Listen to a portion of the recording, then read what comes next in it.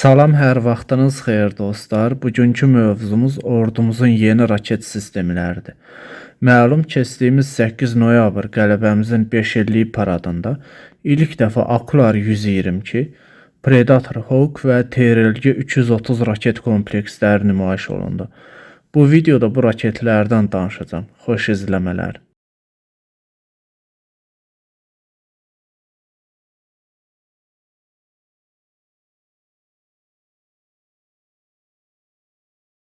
Akular 122 və Predator Hawk raketi İsrailin Elbit Systems şirkətinin istehsalıdır və hər ikisi Elbit Systems şirkəti tərəfindən hazırlanmış Pulse kompleksi üzərində yerləşir. Pulse universal bir sistemdir.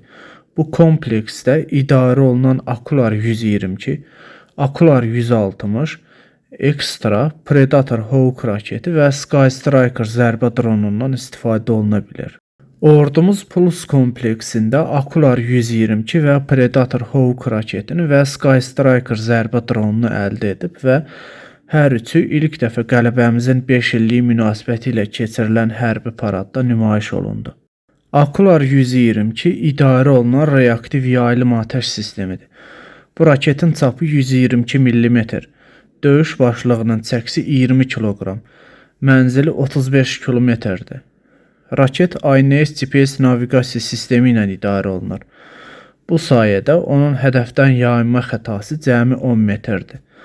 Atış kompleksində hərəsində 18 ədəd olmaqla 2 buraxıcı paketdə ümumilikdə 36 Akular 122 raketi yerləşir və idarə olunması sayəsində bu raketlərin hərəsi ayrı-ayrılıqda bir hədəfi vura bilir. Bu da az sərfiyyatla böyük uğur deməkdir. Predator Hawk isə uzun mənzilli əməliyyat taktik raket sistemidir.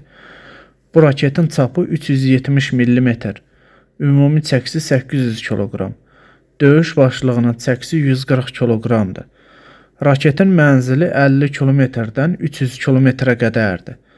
Bu raket 300 km-ə 8 dəqiqəyə çatır. Raket INS GPS və GLONASS naviqasiya sistemi ilə idarə olunur. Onun hədəfdən yayınma xətası 10 metrə qədərdir. Atış kompleksində yanaşı formada 4 ədəd raket yerləşir. TRLG 330 isə Türkiyənin Roketsan şirkətinin istehsalıdır. 2020-ci ilin 30 avqustunda TRLG 330 raketinin lazer axtarış başlığı ilə ilk test atış görüntüsü paylaşıldı. Daha sonra bu raket kompleksi 2-ci Qarabağ müharibəsində ölkəmizə gətirilərək real döyüş şəraitində sınaqdan keçirildi. TRLG 330 kompleksi ordumuzun silahlanmasında 2023-cü ildə təlim zamanı nümayiş olundu. TRLG 330 raketinin çapı 230 mm, ümumi çəkisi 210 kg, döyüş başlığının çəkisi 42 kg-dır. Bu başlıq 55 metr radiusda hədəfləri məhv eləyə bilər. Raketin mənzili 20 km-dən 70 km-ə qədərdir. Raket INS GPS naviqasiya sistemi və lazerlə idarə olunur.